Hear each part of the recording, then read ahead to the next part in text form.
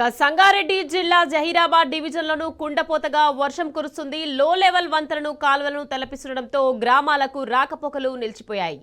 Right, ఇదే విషయానికి సంబంధించి మరింత సమాచారాన్ని మా ప్రతినిధి లివిల్ లైవ్ లో అందించేందుకు సిద్ధంగా ఉన్నారు. లివిల్, చెప్పండి. చూస్తున్నాము నైట్ నుంచి భారీ వర్షం కురుస్తుంది, వంతెనలు తెగిపోవడం జరుగుతుంది. మొత్తంగా ఈ భారీ వర్షానికి సంబంధించి అప్డేట్స్ ఏంటి లివిల్? గత 2 రోజులుగా కురుస్తున్న భారీ వర్షాల నేపథ్యంలో ఇటు ఉమ్మడి మెదక్ జిల్లాతో పాటు ఉమ్మడి నిజామాబాద్, ఉమ్మడి ఆదిలాబాద్, కరీంనగర్ జిల్లాలో పూర్తిగా అతలాకుతలమైపోయినాయి. ప్రధానంగా మెదక్ జిల్లాకు సంబంధించి పూర్తిగా మెదక్ పట్టణం అంతా కూడా నిన్న మధ్యాహ్నం వరకు కూడా నీటిలోనే మునిగిపోయింది.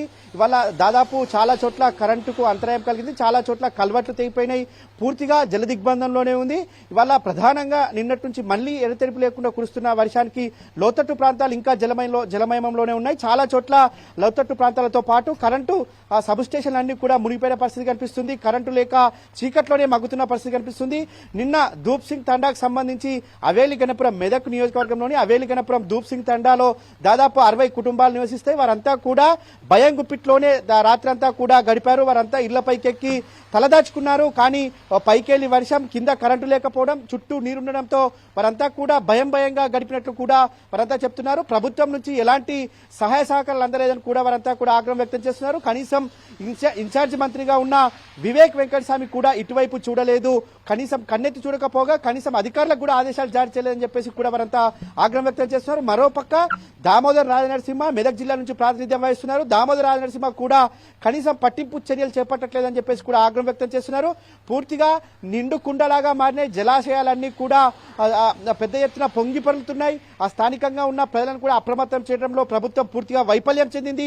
ఎవరిని కూడా పట్టించుకోకపోవడంతో చాలా చోట్ల ఇళ్లలోకి నీరు చేరి వారంతా కూడా ఆందోళన చెందుతున్న పరిస్థితి కనిపిస్తుంది. ఇటు అధికారుల నుంచి స్పందన కరువైపోయింది, ప్రభుత్వం నుంచి అసలే స్పందన లేదని చెప్పేసి కూడా ఆగ్రహం వ్యక్తం చేస్తున్నారు. ఇక్కడ పస్పేరు వాగుంటుంది మెదక్ టౌన్ కానుకొని, అది పూర్తిగా పొంగి పొరడంతో పక్కనే ఉన్న సబ్ స్టేషన్ లోకి పెద్ద ఎత్తున నీరు చేరుకుంది. ట్రాన్స్ఫార్మర్లన్నీ కూడా మునిగిపోవడంతో సగం మెదక్ పట్టణానికి ఇప్పటికీ కూడా కరెంటు లేదని చెప్పేసి కూడా వారంతా చెప్తున్న పరిస్థితి కనిపిస్తుంది.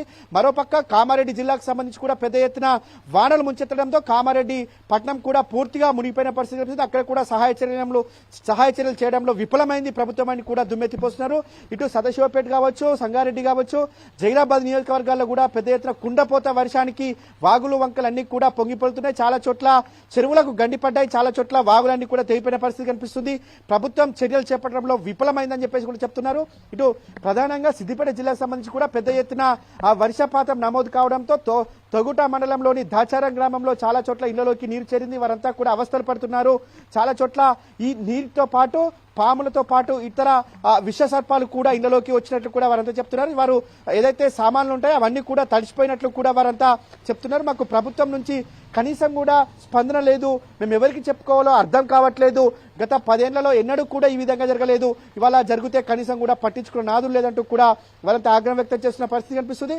ఇటు ఏడుపాయల జాతరకు సంబంధించి, ఏడుపాయల వనదుర్గాదేవికి సంబంధించి అటు సింగూరు ప్రాజెక్టు నుంచి పూర్తి స్థాయిలో నీటి మట్టాన్ని వచ్చిన ఇన్ఫ్లోను అవుట్ఫ్లోగా పంపించడంతో పూర్తిగా జల దిగ్బంధంలోనే ఏడుపాయల వనదుర్గాదేవి ఆలయం ఉంది, అదంతా కూడా నీట మునిగింది. అక్కడికి పోకుండా చెక్ పోస్ట్ ఏర్పాటు చేశారు.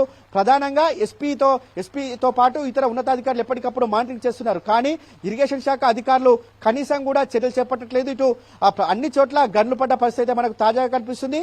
ప్రధానంగా పోచారం డ్యామ్ ఏదైతే ఉందో దానికి ఇన్ఫ్లో 1,50,000 ఇన్ఫ్లో నిన్న అర్ధరాత్రి వరకు కొనసాగింది. ఇప్పుడు దాదాపు 80,000 క్యూసెక్ల ఇన్ఫ్లో కొనసాగుతుంది. 80,000 క్యూసెక్ల ఇన్ఫ్లో కొనసాగడంతో అక్కడ కూడా గేట్లు ఎత్తినప్పటికీ కూడా పక్కనున్న ఏదైతే ఉంటుందో దానిపైకి వరద నీరు చేరడంతో అక్కడ కూడా పెద్ద ఎత్తున గండిపడ్డట్లు ఇప్పటికే అంచనాకు వచ్చారు. దాన్ని రిపేర్ చేయడంతో కూడా ఇప్పటికీ ప్రభుత్వం చర్యలు చేపట్టట్లేదు. స్థానికంగా ఉన్న 14 గ్రామాల ప్రజలు కూడా బిక్కుబిక్కుమంటూ బతుకుతున్న పరిస్థితి కనిపిస్తుంది. ఒకవేళ జరగరాని జరిగితే ఆయా గ్రామాల పరిస్థితి ఏంటని కూడా ఆందోళన వ్యక్తం చేస్తున్నారు. ఇంకా కూడా అధికారులు కావచ్చు, ఇటు ప్రభుత్వ యంత్రాంగం కూడా చర్యలు చేపట్టకపోవడంతో చాలా చోట్ల చాలా జనజీవనం అస్తవ్యస్తమైంది. వారికి ఆహారం కూడా అందించడం చేయడంలో పూర్తిగా వైఫల్యం చెందింది. ఈ నేపథ్యంలోనే చాలా చోట్ల చెరువులన్నీ గండిపడ్డ, ఇళ్లలోకి నీరు చేరడంతో అవస్థల పాలవుతున్నారు. ప్రభుత్వం పట్టించుకోవట్లేదని కూడా ఆగ్రహం వ్యక్తం చేస్తున్నారు. మరి కాసేపట్లో ఉమ్మడి మెదక్ జిల్లాలో మాజీ మంత్రి ఎమ్మెల్యే హరీష్ రావుతో పాటు కొత్త ప్రభాకర్ రెడ్డి, పద్మా దేవేందర్ రెడ్డి పర్యటించి ఆ బాధిత కుటుంబాన్ని పరామర్శించనున్నారు. అంతేకాకుండా వారి సహాయ చర్యలను వేగవంతం చేయాలని కూడా ప్రభుత్వాన్ని డిమాండ్ చేసే ఆస్కారం ఉంది. మరి కాసేపట్లో హరీష్ రావు కొద్దిసేపటి క్రితమే అక్కడ ఉన్న బాధితులతో కూడా మాట్లాడినట్టు తెలుస్తుంది. అయితే పోచారం డ్యాం సంబంధించి కూడా ఇరిగేషన్ శాఖ ఎక్స్పర్ట్స్ కమిటీని పంపించి దానికి మరమ్మతులు చేయాలని చెప్పేసి కూడా స్థానికంగా ఉన్న ప్రజలంతా కోరుతున్నారు. అంతేకాకుండా ఇతర జలాశయాల పరిస్థితి కూడా ఇదే విధంగా ఉంది. ఎక్కడ చూసినా నీటితో జలమైన పరిస్థితి కనిపిస్తుంది. దీంతో చాలా చోట్ల రైతాంగం కూడా తీవ్ర ఇబ్బందులు పడుతున్నారు. పంట పొలాలన్నీ కూడా నీట మునిగిపోయినాయి. పంట పొలాల అంచనా వేయడంలో కూడా, పంట నష్టం అంచనా వేయడంలో కూడా ప్రభుత్వం వైఫల్యం చెందింది. ఇప్పటికే చాలా చోట్ల గండ్లు పడ్డ పరిస్థితి కనిపిస్తుంది. ఈ వర్షం మరింత కొనసాగితే చాలా చోట్ల ఇబ్బందులు తలెత్తే అవకాశం అయితే స్పష్టంగా కనిపిస్తుంది. మొత్తానికి ఇటు పూర్తి స్థాయి ఉమ్మడి మెదక్ జిల్లా అతలాకుతలం అయిపోయింది. అంతా కూడా దెబ్బతిన్న పరిస్థితి కనిపిస్తుంది. ప్రభుత్వం చర్యలు చేపట్టకపోతే మరింత భారీ నష్టం అయితే కలిగే అవకాశం అయితే స్పష్టంగా కనిపిస్తుంది. ఓచు స్టూడియో. Right, thank you లివిల్.